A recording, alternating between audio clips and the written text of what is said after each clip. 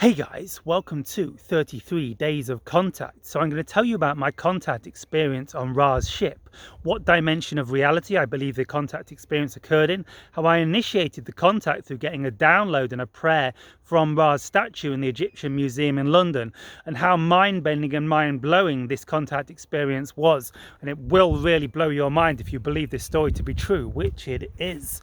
So it started off in 2017. I was in the Egyptian Museum in London, and I was stood in front of the Ra statue, and I started to get this download of this prayer, presumably from ancient Egypt, and it went something along these lines: Hail Ra, King amongst men, God amongst gods, creator of the universe. Something along there, and it kept repeating in my head: Hail Ra, King amongst men, leader of the mighty, God amongst gods, God of all gods, creator of the universe, creator of time and space. Okay, I think I added that bit on the end there, but that was kind of the idea, the theme of it. And so this was just going around and round and round in my head, like being at the Egyptian Museum. It's like I got the download from the energy of the statue. And anyway, so fast forward a couple of days later, I was back in Lincolnshire, here where I am now. Not too far from here, about 5 miles away, something like that, maybe 10 miles away. And I woke up, no, in the daytime, I saw like this ship in the sky.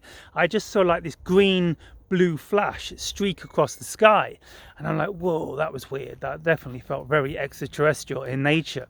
Then that night I awoke in the middle of the night to this thought in my head. I was lying in my bed and I just sat bolt upright like this. I thought, Ra's here, Ra's here, Ra's here. I don't know how I knew this. I just, this thought was going in my head: Ra's here, Ra's here, Ra's here.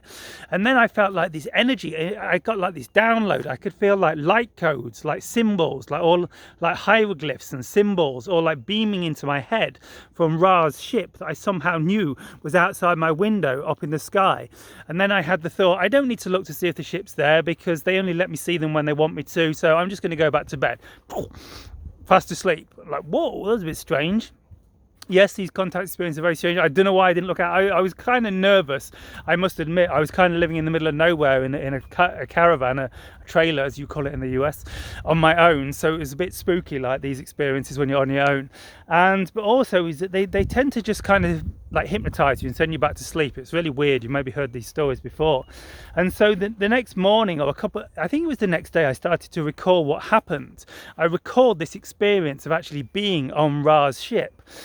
So I'm not sure if this happened in the physical reality, whether I actually got like taken physically onto Ra's ship, kind of through this interdimensional levitation thing like you hear about in the abduction stories, where they kind of levitate people up through the ceiling in the house or the caravan in my case, and like take you onto the ship, or if it was just in the astral realm. I don't know for sure. I don't have any datum points. In one of my other experiences, I had like fighter jets everywhere where I got dropped off back in the forest, so I knew that was a physical experience to some extent.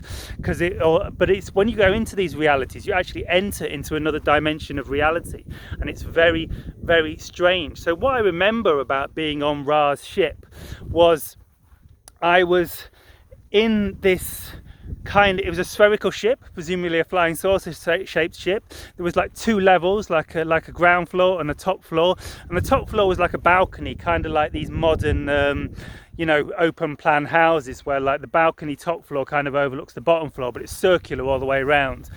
And so what I remember was there was all these screens, like TV screens all the way around, displaying different things, different realities, different experiences, different stuff for me to learn, I guess. And Ra was actually a disembodied head, because Ra is an interdimensional, higher dimensional entity from what I understand. But so he can kind of project his consciousness into whatever form he wants. And what he did on this occasion was he projected his consciousness into being a decapitated head in a kind of test tube. Like there was like this giant test tube, like fish aquarium, right in the center of the ship, and in there was like Ra's head, just like this decapitated head with wires coming out of it, kind of keeping it alive, and like this liquid suspension keeping his head alive. Very bizarre, I know, guys. Like you can't make these stories up, can you?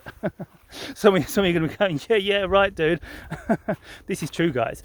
And so this was the experience. I also remember, like, I had this feeling that I'd been to the moon. I'd been to a base on the moon, and I met kind of these blue avian beings on this base in the moon.